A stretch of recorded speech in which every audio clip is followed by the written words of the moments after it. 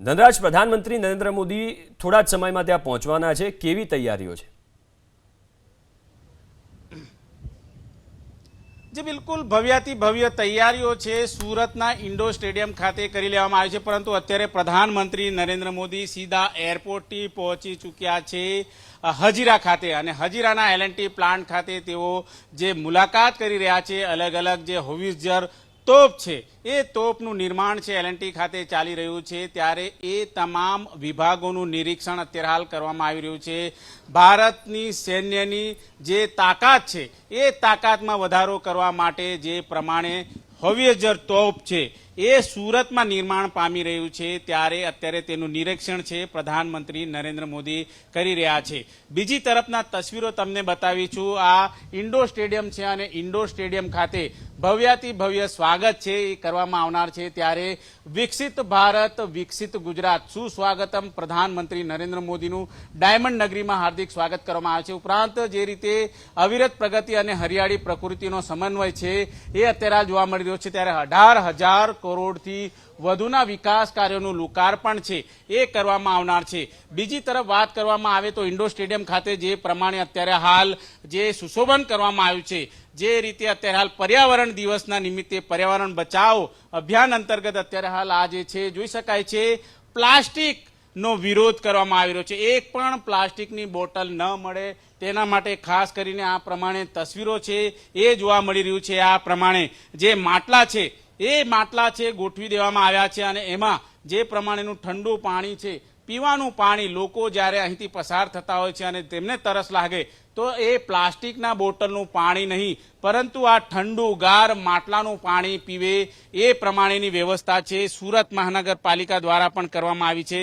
બીજી તરફ અત્યારે કાગડોળે રાહ જોવામાં આવી રહી છે પ્રધાનમંત્રી નરેન્દ્ર મોદી છે એ હજીરા ખાતે જે પ્રમાણે અત્યારે અલગ અલગ પ્લાન્ટની મુલાકાત કરીને ત્યારબાદ સીધા આવી પહોંચે સુરતના ઇન્ડોર સ્ટેડિયમ ખાતે, ત્યારે તસવીરો તમે જોઈ શકો છો, સુરતવાસીઓ આતુરતાપૂર્વક રાહ જોઈ રહ્યા છે ઇન્ડોર સ્ટેડિયમમાં જે પ્રમાણે અત્યારે હાલ 7,000થી વધુની બેઠક છે એનું આયોજન કરવામાં આવ્યું છે, ઉપરાંત 3,000 બેઠક છે એ ગ્રાઉન્ડ ફ્લોર પર છે, ત્યારે એમ કહીને 10,000થી વધુ લોકો છે એ ઇન્ડોર સ્ટેડિયમમાં પ્રધાનમંત્રી નરેન્દ્ર મોદીને સાંભળશે। પરંતુ અત્યારે પ્રધાનમંત્રી મોદી જે પ્રમાણે હજીરા ખાતે જે અલગ અલગ પ્લાન્ટનું અત્યારે હાલ જે નિહાળી રહ્યા છે, જે દેશની તાકાત વધારી શકે એવા સંસાધનોનું અત્યારે હાલ નિરીક્ષણ કરી રહ્યા છે।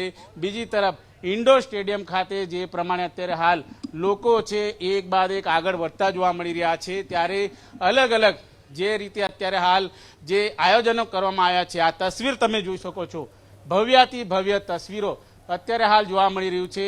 બીજી તરફ જે રીતે જળ શક્તિ મંત્રી CR પાટીલ તેઓ અત્યારે હાલ EV વાહનો માધ્યમ રૂપે અત્યારે આગળ વધતા જોવા મળી રહ્યા છે, ત્યારે ભારત માતા કી જયના નારા સાથે આ તમામ લોકો છે અત્યારે હાલ આવી રહ્યા છે।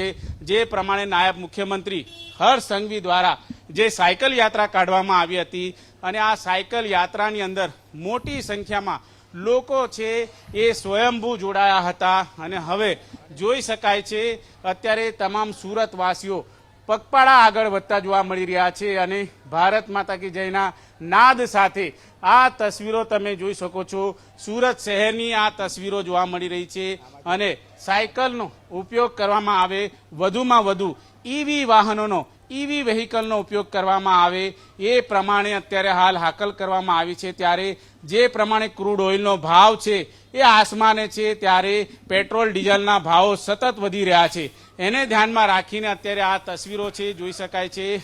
તમામ જે સુરતવાસીઓ છે, CR પાટીલ તેઓ અત્યારે હાલ પગપાળા અત્યારે હાલ આવી રહ્યા છે, તેઓ પણ અત્યારે હાલ આ જે યાત્રા છે એમાં જોડાયા છે। કોઈ પણ જાતના વાહનો છે એ વાહનો તેઓએ અત્યારે હાલ ઉપયોગ કર્યો નથી, અને જે પ્રમાણે સુરત શહેરના મેયર છે, સુરત શહેર ભાજપ પ્રમુખ પરેશભાઈ છે, રાજનભાઈ છે, CR પાટીલજી છે, એઓ અત્યારે હાલ જોડાઈ રહ્યા છે, ત્યારે પગપાળા અત્યારે હાલ તમામ લોકો છે અત્યારે હાલ જોવા મળી રહ્યા છે, ત્યારે પ્રધાનમંત્રી નરેન્દ્ર મોદીનું સ્વાગત માટે અત્યારે હાલ જોડાયા છે જળશક્તિ મંત્રી CR પાટીલજી મોજૂદ છે। સાહેબ, શું આહવાન કરી રહ્યા છો દેશવાસીઓને? માનનીય પ્રધાનમંત્રી મોદી સાહેબે જે રીતે પેટ્રોલ અને ડીઝલ ઓછું વપરાય એના માટે જે આહ્વાન કર્યું છે અને એના કારણે લોકો કાર પુલિંગ કરે, ઘરેથી કામ કરે, આવા અનેક પ્રકારનું જે એમણે સૂચનાઓ આપી છે, નિર્દેશ કર્યો છે, મને લાગે છે કે દેશવાસીઓ એ રીતે તૈયાર છે, કામ કરી રહ્યા છે અને માનનીય પ્રધાનમંત્રી મોદી સાહેબના આહ્વાનને સપોર્ટ કરી રહ્યા છે. લોકોને શું અપીલ કરશો? પેટ્રોલ ડીઝલનો જે રીતે ઉપયોગ થઈ રહ્યો છે ઓછામાં ઓછો ઉપયોગ થાય એના માટે. હું આપના માધ્યમથી વિનંતી કરીશ સૌને કે ડીઝલ અને પેટ્રોલ એ ઓછું વપરાય. આજની જે વૈશ્વિક પરિસ્થિતિની અંદર આજની આ જરૂરિયાત છે અને એટલા જ માટે માનનીય પ્રધાનમંત્રી મોદી સાહેબે બધાને આ આહ્વાન કર્યું છે.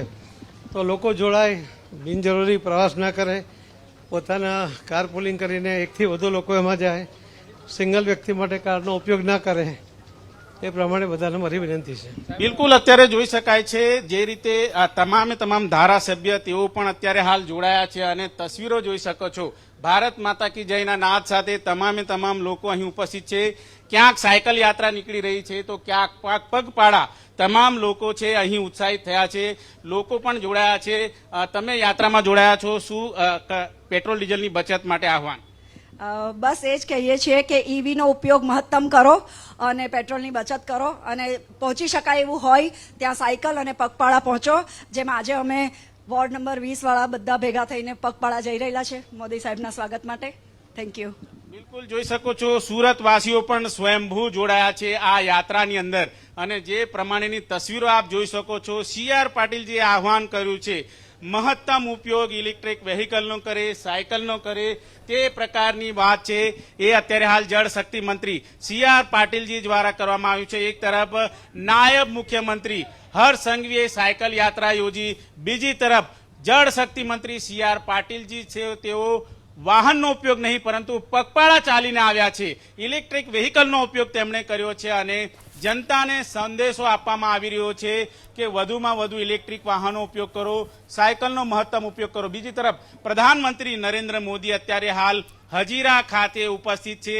તેઓ અલગ અલગ પ્લાન્ટની મુલાકાત કરી રહ્યા છે અને જે પ્રમાણે દેશની શક્તિ સમાન હોવિઝ્યોર જે તોપ છે તેનું પણ નિરીક્ષણ કરી રહ્યા છે. L&T ખાતે અલગ અલગ જે પ્લાન્ટ છે તેમાં અત્યારે હાલ ભારત દેશની તાકાતમાં વધારો થઈ રહ્યો છે. ત્યારે એ તોપને જવાનોને સમર્પિત કરવામાં આવશે તે પ્રમાણે પણ અત્યારે જોવા મળી છે. બીજી તરફ જે રીતે અત્યારે હાલ જે ગણતરીની મિનિટોમાં પ્રધાનમંત્રી નરેન્દ્ર મોદી છે તેઓ જે ઇન્ડોર સ્ટેડિયમ ખાતે આવનાર છે ત્યારે 18,000 કરોડના પ્રકલ્પોનું જે લોકાર્પણ છે તેઓ કરનાર છે. ભરૂચથી લઈને સુરત, વલસાડ, વાપી સુધીના તમામ જે પ્રોજેક્ટો છે તેનું લોકાર્પણ કરનાર છે. દર્શનાબેન જરદોશ, પ્રભુભાઈ વસાવા તેઓ આવી રહ્યા છે. દર્શનાબેન, પગપાળા ચાલીને આવ્યા છો, શું સંદેશો આપી રહ્યા છો જનતાને? પર્યાવરણ દિવસ છે અને માનનીય પ્રધાનમંત્રી શ્રી નરેન્દ્રભાઈ જ્યારે પધારી રહ્યા છે ત્યારે પર્યાવરણની જાળવણી માટે અને ખાસ કરીને આંતરરાષ્ટ્રીય સ્તરે જે વ્યવસ્થા ઊભી થઈ છે એમાં પેટ્રોલ બચાવવા માટે અને આ પર્યાવરણ સાથે જોડાવા માટે આજે આપણે સૌ સાથે મળીને સરકારને સહયોગ આપશું. કેટલો થનગનાટ છે દેશવાસીઓમાં, સુરતવાસીઓ પણ જ્યારે પણ નરેન્દ્રભાઈ આવે ત્યારે એનો થનગનાટ, એનો ઉત્સાહ અલગ જ હોય છે. કઈ રીતે અત્યારે હાલ પેટ્રોલ ડીઝલ બચાવવા માટે હાકલ? ઘણા બધા કરકસર આમ તો બહેનોને શીખવવામાં આવતું જ હોય છે કરકસરના ઉપાયો, પણ આપણે જેટલો છે જે ગાડી શેરિંગ કરવાની છે જે પ્રધાનમંત્રી શ્રી હંમેશા કરતા હતા, મંત્રી હતા ત્યારે પણ એક ગાડીની અંદર 3-4 જણ જાય અને એની સાથે જ્યાં બની શકે ત્યાં પગપાળા, સાયકલ, ઇલેક્ટ્રિક વાહનનો આપણે વધારે ઉપયોગ કરીએ એ જ ઉદ્દેશ્ય છે. ઇલેક્ટ્રિક વાહનોનો વધુમાં વધુ ઉપયોગ કરીએ એ જ ઉદ્દેશ છે. જી